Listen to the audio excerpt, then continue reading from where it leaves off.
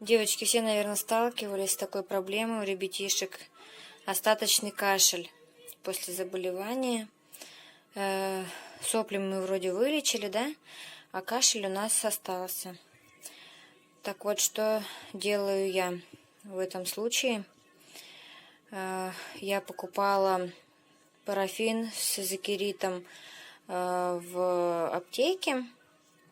И вот в такой вот формочке для запекания выстилаю ее пергаментом, кладу туда, значит, парафин и нагреваю. То есть он растопился полностью, и выключила плиту, и вот он у меня застыл. Мы сейчас его вытащим отсюда. Он еще такой горячеватый. И как бы ребеночку будет, горячо еще. Мы завернем ее в пеленку, чтобы не обжечься. И наложим на икры. Будем прогревать ножки. Вот я расправила пеленочку, она уже такая вот эта парафина стала грязненькая. Ну, возьмите ненужную такую пеленочку или ткань просто. Вот, кладу по центру, значит, складываю. И вот переворачиваю, где один слой. Один слой пойдет на ножки. Ложись, сынок. На спинку? Вот так? Да, на спинку ложится. Мы вот так вот ножки закутываем.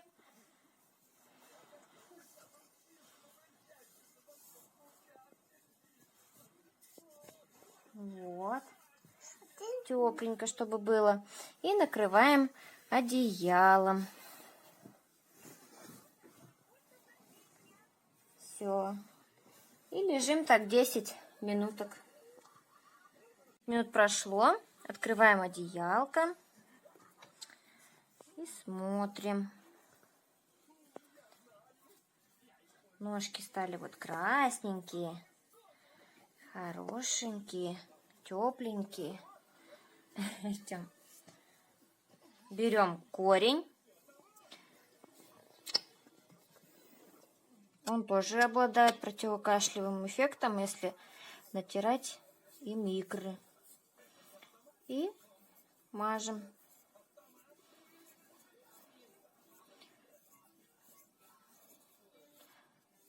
Получается у нас двойной эффект. Мы разогреваем. Парафин сам имеет способ подсушивать кашель. И еще корень втираем на теплые ноги, на теплую кожу. То есть лучше он проникает и лучше действие получается у нас. Ну вот и все. Будьте здоровы!